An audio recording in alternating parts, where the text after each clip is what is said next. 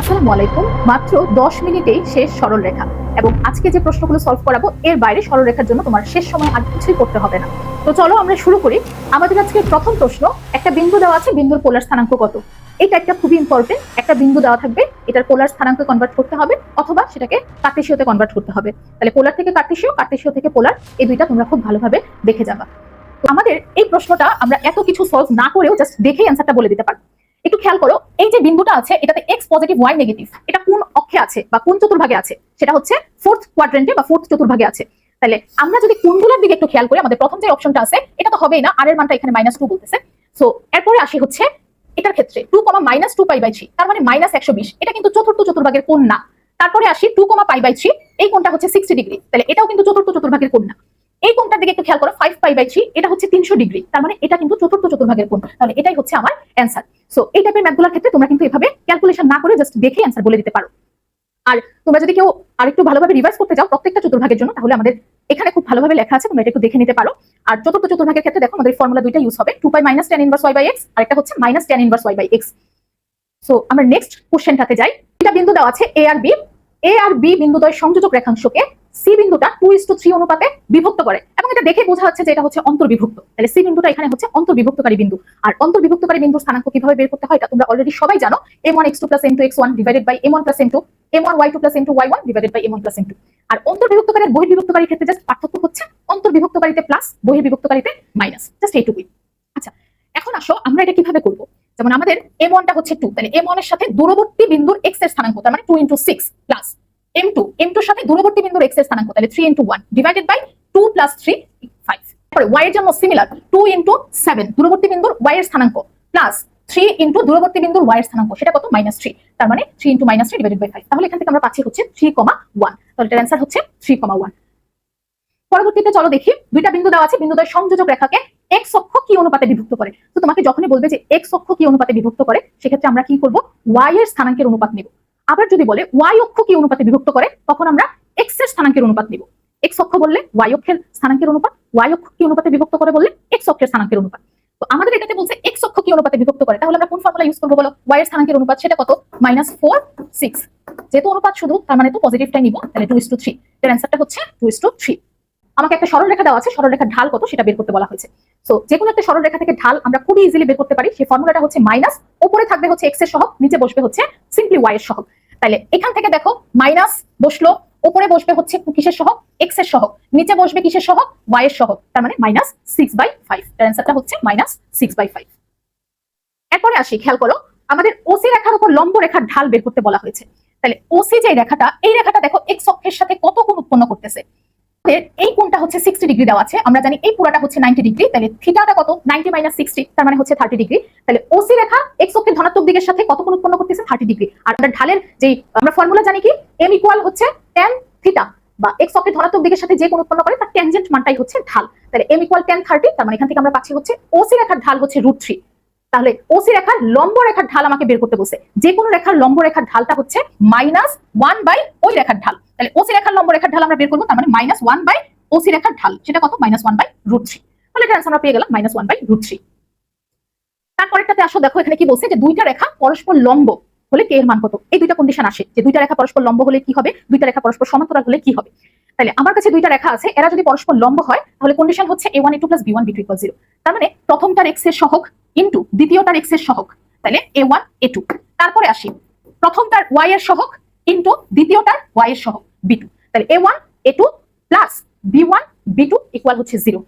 So চলো আমরা দেখো, আমাদের যে সরলরেখাটা দেওয়া আছে, তার মানে 3 × k, তাহলে 3k -4 × 3, তাহলে কত? -12 = 0। এখান থেকে আমরা k এর মানটা পাচ্ছি হচ্ছে 4। আমরা নেক্সট দেখো দেওয়া আছে যে দুইটা সরলরেখার সমান্তরাল হলে b এর মানটা কত। একটু আগে যে আমরা যেটা দেখেছি সেটা হচ্ছে দুইটা সরলরেখা পরস্পর লম্ব, এখানে বলছে যে দুইটা সরলরেখা পরস্পর সমান্তরাল। সো এরকম দুইটা সরলরেখা যদি তোমাকে দেওয়া থাকে এবং বলা থাকে যে রেখাদ্বয় পরস্পর সমান্তরাল, তাহলে শর্তটা কি দেখো, প্রথম সরলরেখার x এর সহগ ডিভাইডেড বাই দ্বিতীয় সরলরেখার x এর সহগ। তারপরে আসি হচ্ছে এটা ইকুয়াল কি হবে, প্রথম সরলরেখার y এর সহগ ডিভাইডেড বাই দ্বিতীয় সরলরেখার y এর সহগ, তাহলে a1/a2 = b1/b2। আর যদি বলে যে রেখাদ্বয় একই সরলরেখা, তাহলে এটা শর্তটা কি, a1/a2 = b1/b2 = c1/c2, মানে দুইটা ধ্রুবক পদের অনুপাতটাও আসবে একই সরলরেখা বললে। আর যদি লম্ব বলে তাহলে এক্স আর ওয়াইটা আসবে শুধু, আর যদি একই সরলরেখা বলে তাহলে কিন্তু ধ্রুবক পদের অনুপাতটাও আসবে। আচ্ছা, তাহলে আমাদের এই ম্যাথটাতে আমরা কিভাবে সলভ করলাম? প্রথমটার এক্স এর সহগ হচ্ছে 8 ডিভাইডেড বাই দ্বিতীয়টার এক্স এর সহগ হচ্ছে 4 ইকুয়াল প্রথমটার ওয়াই এর সহগ হচ্ছে -b, দ্বিতীয়টার ওয়াই এর সহগ হচ্ছে 3, তার মানে বি এর মান পেয়ে গেলাম হচ্ছে -6। 1 2 বিন্দুগামী এবং এত রেখার উপর লম্ব রেখার সমীকরণ, খুবই খুবই ইম্পর্টেন্ট, লম্ব আর সমান্তরাল রেখার সমীকরণ। সো চলো আমরা দেখে ফেলি। লম্ব রেখার সমীকরণ বের করতে হলে আমাদের সহগগুলো ইন্টারচেঞ্জ করব। তাহলে এক্স এর সহগটা যাবে ওয়াই এর কাছে, ওয়াই এরটা আসবে এক্স এর কাছে, তার মানে 2x 3y। এখন মাঝখানে চিহ্নটা দেখো, এখানে প্লাস আছে, আমরা কি করব চিহ্নটাকে উল্টাই দিব, প্লাস থাকলে মাইনাস ইকুয়াল। সো এখানেই আমরা হচ্ছে একবারে ভ্যালুটা বসিয়ে ক্যালকুলেট করে ফেলবো। তোমরা যেটা করো 2x - 3y + k = 0 ধরে দেন বিন্দু বসায় k এর মানটা আলাদাভাবে বের করো। তাহলে দেখো এই সরলরেখাটা কোন বিন্দুগামী? 1 2 বিন্দুগামী, তার মানে 2 * 1 - 3 * 2, তাহলে কত পাচ্ছি? 2 - 6, তার মানে হচ্ছে -4। এই -4টা আমি এখানে বসাই দিব। তাহলে এখন দেখো কত পাচ্ছি? 2x - 3y + 4 = 0। তাহলে এই সরলরেখার সমীকরণটা আমাদের কি আসতেছে? 2x - 3y + 4 = 0। সমান্তরাল রেখার সমীকরণ আমরা কিভাবে বের করব? সমান্তরাল রেখার সমীকরণ বের করা আরো সহজ। আমাদের এখানে x y আমরা চেঞ্জই করব না, তাহলে 2x + 3y সেম ভাবে থাকবে ইকুয়াল। এখন জাস্ট আমরা বিন্দুটা এখানে বসাই দিব, তাহলে 2 * 0 + 3 * -1 কত পাচ্ছি বলো? 2 * 0 0 - 3, তার মানে হচ্ছে -3। সো -3টা এখানে বসাই দাও, কত আসতেছে? 2x + 3y + 3 = হচ্ছে 0। 2x + 3y + 3 = হচ্ছে 0। সো লম্ব আর সমান্তরাল সরলরেখার সমীকরণ আমরা কিন্তু এভাবে খুব ইজিলি বের করে ফেলতে পারি।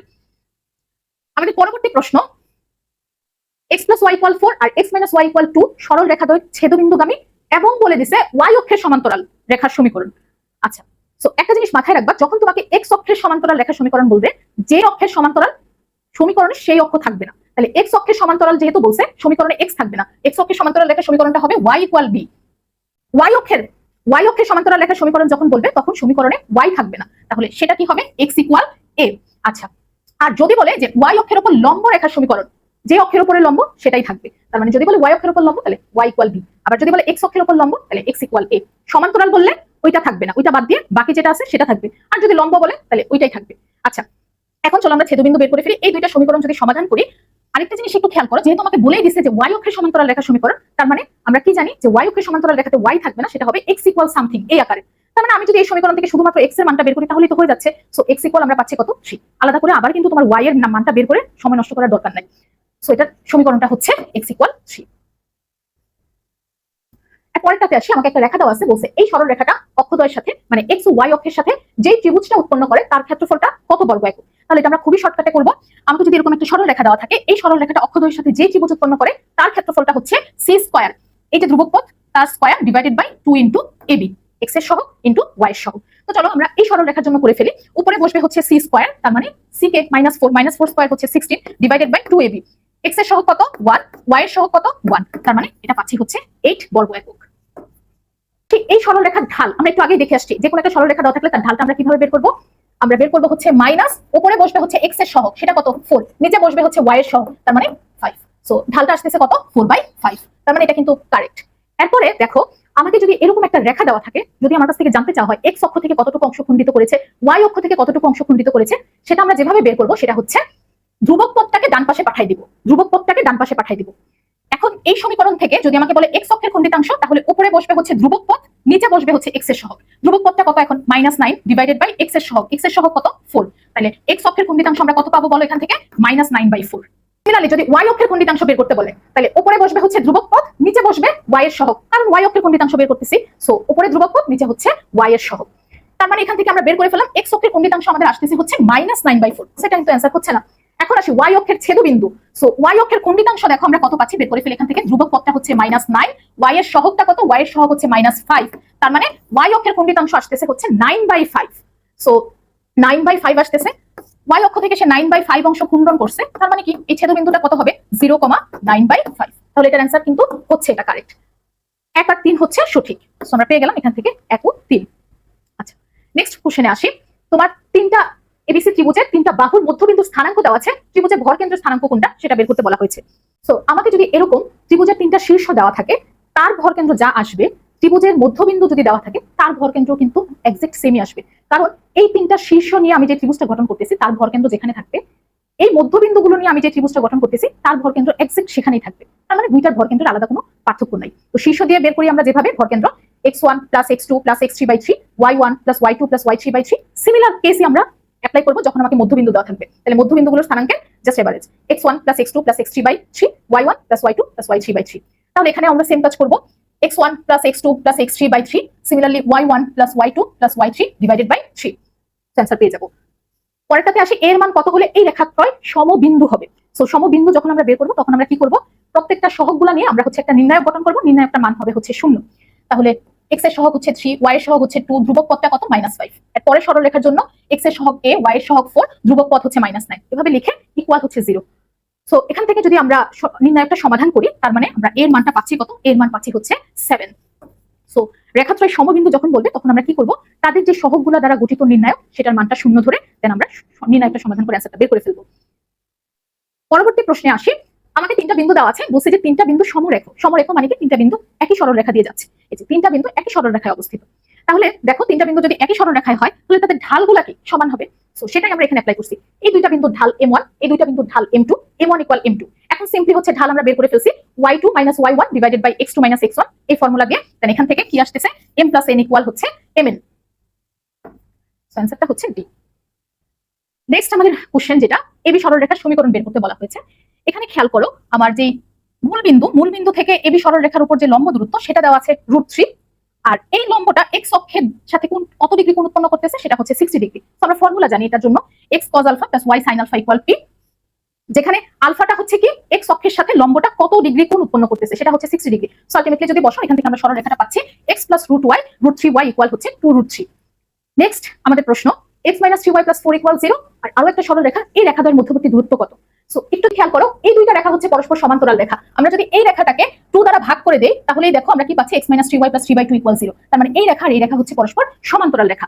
সমান্তরাল রেখাদ্বয়ের মধ্যবর্তী দূরত্ব আমরা সবাই জানি কিভাবে বের করতে হয়, সেটা হচ্ছে তাদের ধ্রুবক পদ যে দুইটা আছে তাদের বিয়োগফলটা বসবে উপরে, নিচে হচ্ছে ডিভাইডেড বাই √a² + b²। তাহলে 4 - 3/2 ডিভাইডেড বাই x এর সহগ আর y এর সহগের স্কয়ার, তাহলে a² + b²। এখান থেকে আমরা বের করে ফেললাম, সেটা আসতেছে হচ্ছে 5/2√3। সো এই ছিল আমাদের সরল রেখা থেকে একদম মোস্ট ইম্পর্টেন্ট যে এমসিকিউ গুলো আছে সেগুলো আমরা সলভ করেছি, পাশাপাশি এডিশনাল যে ইনফরমেশন এবং শর্টকাট আছে সেগুলো আমি তোমাদেরকে খুব ভালোভাবে বুঝিয়ে দেওয়ার চেষ্টা করেছি। সো এখন তোমাদের কাজ হবে, তোমরা হচ্ছে ক্লাসটা একটু বন্ধুদের সাথে শেয়ার করে দিবা। আমরা আজকে অনেক কষ্ট করে কন্টেন্ট গুলো দিতে হচ্ছে, আমাদের ইলেকট্রিসিটি ইস্যু আছে, তারপরে নেটেও অনেক ঝামেলা করতেছে। তারপরেও যদি তোমরা ভিডিওটা একটু বন্ধুদের সাথে শেয়ার করে দাও এবং তোমরা যদি এই ভিডিওটা দেখে উপকৃত হও তাহলে আসলে আমাদের সেখানেই সার্থকতা। সো সবার জন্য অনেক অনেক শুভকামনা থাকলো, সবাই ভালো থেকো, ভালো মতো পরীক্ষা দাও, মাথা ঠান্ডা করে একদম রিল্যাক্সে এক্সাম দেওয়ার চেষ্টা করবা। আল্লাহ হাফেজ।